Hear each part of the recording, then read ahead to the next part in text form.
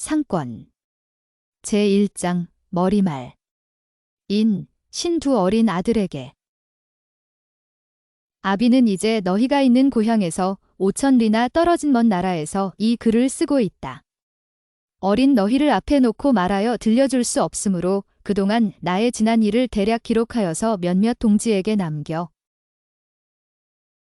장래 너희가 자라서 아비의 경력을 알고 싶어 할 때가 되거든 너희에게 보여주라고 부탁하였거니와 너희가 아직 나이 어리기 때문에 직접 말하지 못하는 것이 유감이지만 어디 세상사가 뜻과 같이 되느냐?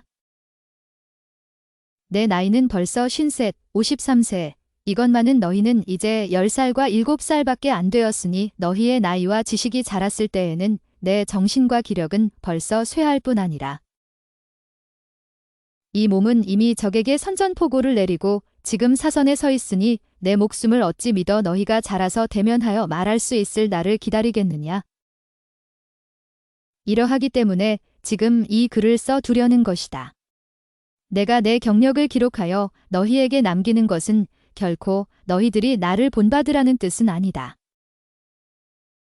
내가 진심으로 바라는 바는 너희도 대한민국의 한 국민이니 동서와 고금의 허다한 위인 중에서 가장 숭배할 만한 일을 택하여 스승으로 섬기라는 것이다. 너희가 잘하더라도 아비의 경력을 알 길이 없겠기로 내가 이 글을 쓰는 것이다. 다만 유감되는 것은 이 책에 적는 것이 모두 오랜 일이므로 잊어버린 것이 많은 것은 사실이나 하나도 보태거나 지어 넣은 것이 없는 것도 사실이니 믿어주기를 바란다. 대한민국 11년 1930년 5월 3일 중국 상해에서 아버지. 제2장 우리 집과 내 어릴 적. 우리는 안동 김씨 경순왕의 자손이다. 신라의 마지막 임금 경순왕이 어떻게 고려 왕권 태조의 따님 낙랑공주의 부마가 되셔서 우리들의 조상이 되셨는지는 삼국사기나 안동 김씨 족보를 보면 알 것이다. 경순왕의 8세 손이 충렬공. 충렬공의 현손, 손자의 손자, 이 이권공인데 이 어른이 우리 파의 시조요. 나는 이권공에서 21대손이다.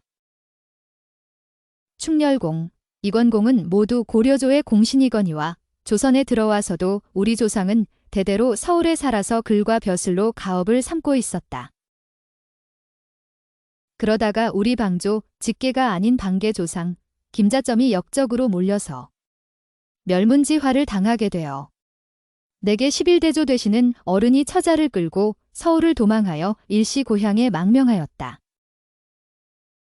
그곳도 서울에서 가까워 안전하지 못하므로 해주부중에서 서쪽으로 80리 떨어진 백운방 텄골, 오래된 마을, 팔봉산 양가봉 밑에 숨을 자리를 구하시게 되었다. 그곳 뒷계에 있는 선영에는 11대 조부모님의 산소를 비롯하여 역대 선산이 계시고 조모님도 이 선영에 모셨다. 그때에 우리 집이 멸문지화를 피하는 길이 오직 하나뿐이었으니 그것은 양반의 행색을 감추고 상놈 행세를 하는 일이었다.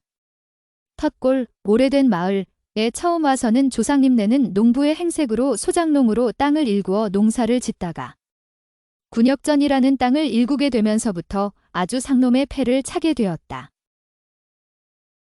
이 땅을 경작하는 사람은 나라에서 부를 때에는 언제나 군사로 나서야 하는 법이니 그 당시에는 나라에서 학자를 존중하고 군사를 무시하였으니 군사라면 천역, 즉 천한 일이었다. 이것이 우리나라를 쇠약하게 한 큰 원인인 것은 말할 것도 없다. 이리하여서 우리는 판에 박힌 상놈으로 텄골 근동에서 양반 행세하는 진주 강씨, 덕수 이씨들에게 대대로 천대와 압제를 받아왔다. 우리 문중의 딸들이 저들에게 시집을 가는 일은 있어도 우리가 저들의 딸에게 장가드는 일은 없었다. 그러나 우리 가문의 중년에는 우리 가문이 꽤 창성하였던 모양이어서 텄골 우리 터에는 기와집이 즐비하였고 또 선산에는 석조 건물도 크고 많았으며 내가 연함은 살, 결살이 조금 넘은 나이 때까지도 우리 문중에 혼상대사가 있을 때에는 이정길이란 사람이 언제나 와서 일을 보았는데 이 사람은 본래 우리 집 종으로서 돈을 내고 양민이 된 사람이라 하니 그는 우리 같은 상놈의 집의 종으로 태어났던 것이라 참으로 흉악한 팔자라고 아니할 수 없다. 우리가 해주에 와서 산 뒤로 역대를 상고하여 보면 글하는 이도 없지 아니하였으나 이름난 이는 없었고 매양 불평객이 많았다. 내 증조부는 가짜 암행어사지를 하다가 해주 감옥에 갇혔지만 서울 어느 양반의 청탁 편지를 얻어가지고 겨우 형벌을 면하셨다는 말을 집안 어른들께 들었다. 암행어사라는 것은 임금이 시골 사정을 알기 위하여 신임하는 젊은 관원에게 무서운 권세를 주어서 순회시키는 벼슬인데 허름한 과객의 행색으로 차리고 다니는 것이 상례다. 증조 학렬 4분 중에 한 분은 내가 6살 때까지 생존하셨고 조부 형제는 살아계셨고 아버지 사형제는 다 살아계시다가 백부배경은 얼마 아니하여 돌아가셔서 나는 5살 적에 사촌형들과 함께 곡하던 장례식 때 우는 것이 기억난다. 아버지 순영은 사형제 중에 둘째 분으로서 집이 가난하여 장가를 못 가고 노총각으로 계시다가 24살 때에 삼각혼인이라는 기괴한 방법으로 현풍곽씨의 딸 14살 된 이와 성혼하여 종조부 할아버지의 형이나 아우 댁에 붙어 살다가 3년 후에 독립한 살림을 하시게 된 때에 내가 태어났다. 삼각혼인은 남자가 미성년 여자와 결혼을 한 후에 따로 살다가 여자가 성인이 되면 함께 사는 혼인을 말한다. 그때 어머님의 나이는 17이요. 푸른 밤송이 속에서 붉은 밤 한 개를 얻어서 감추어 둔 것이 태몽이라고 어머님은 늘 말씀하셨다.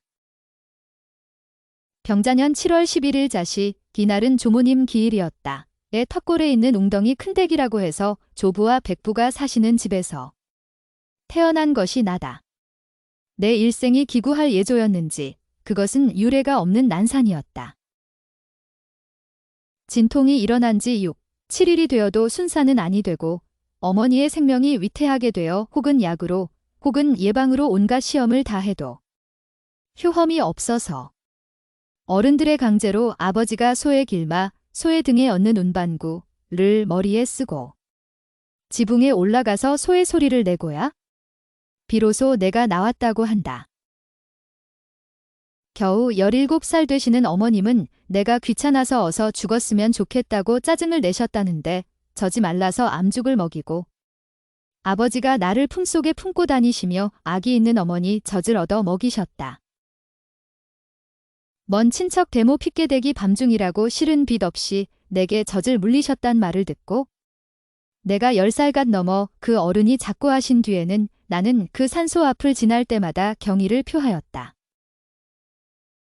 내가 마마 천연두를 치른 것이 3살이 아니면 4살 적인데 몸에 돋은 것을 어머니가 예사부스럼 다스리던 죽침으로 따서 고름을 빼었으므로 내 얼굴에 굵은 벼슬 자국이 생긴 것이다.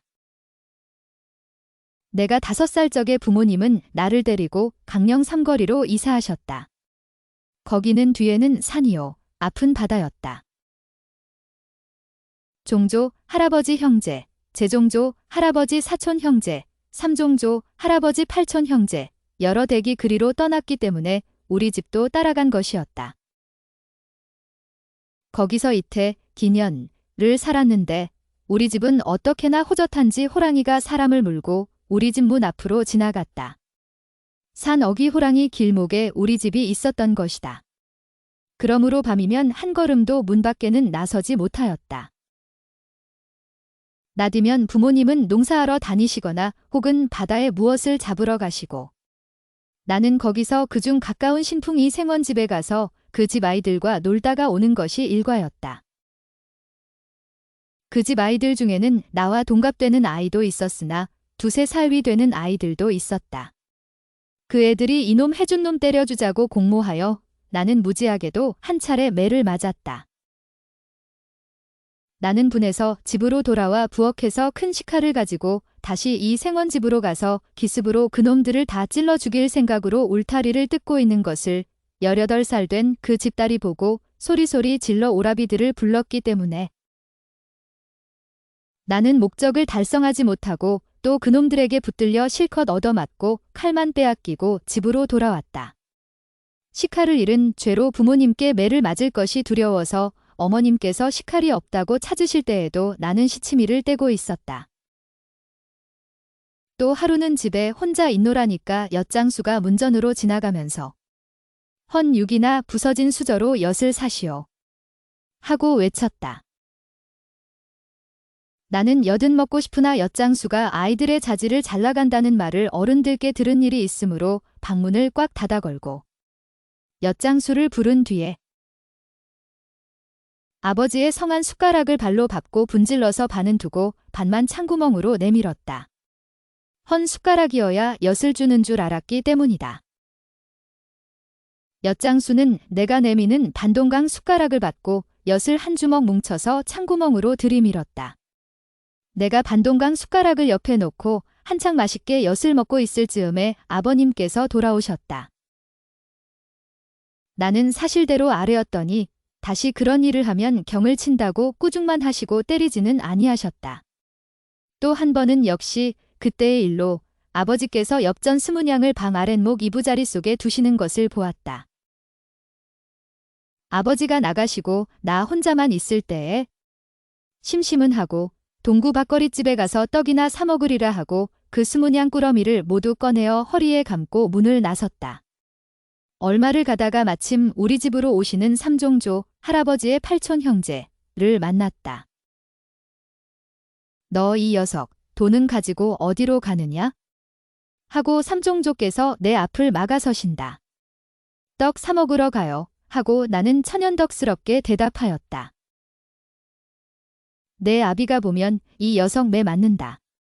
어서 집으로 돌아가거라 하고 삼종조는 내 몸에 감은 돈을 빼앗아다가 아버지를 주셨다.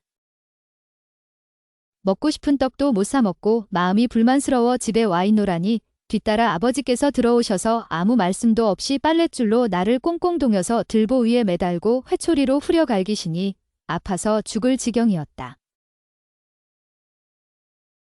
어머니도 밭에서 아니 돌아오신 때라 말려주리도 없이 나는 매를 맞고 매달려 있었다.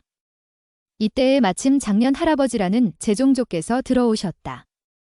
이 어른은 의술을 하는 이로써 나를 귀여워하시더니다. 내게는 참말 천행으로 이 어른이 우리 집 앞을 지나가시다가 내가 악을 쓰고 우는 소리를 듣고 달려 들어오신 것이었다. 장년 할아버지는 들어오시는 길로 불문곡직하고 들보에 달린 나를 끌러 내려놓으신 뒤에야 아버지께 까닭을 물으셨다. 아버지가 내 죄를 고하시는 말씀을 다 듣지도 아니하시고 장년 할아버지는 나이는 아버지와 동갑이시지만 아저씨의 위엄으로 아버지께서 나를 치시던 회초리를 빼앗아서 아버지의 머리와 다리를 함부로 한참 동안이나 때리시고 나서야 비로소 어린 것을 그렇게 무지하게 때리느냐? 하고 책망하셨다. 아버지께서 매를 맞으시는 것이 고소하기도 하고 장년 할아버지가 퍽도 고마웠다. 장년 할아버지는 나를 업고 들러 나가서 참외와 수박을 실컷 사 먹이고 또 그 할아버지 댁으로 업고 가셨다. 장년 할아버지의 어머니 되시는 종증조모께서도 그 아드님에게 내가 아버지에게 매를 맞은 연유를 들으시고 내 아비 밉다. 집에 가지 말고 우리 집에서 살자. 하고 아버지의 잘못을 누누이 책망하시고 밥과 반찬을 맛있게 하여 주셨다. 나는 얼마만큼 마음이 기쁘고 아버지가 그 할아버지에게 맞던 것을 생각하니 상쾌하기 짝이 없었다.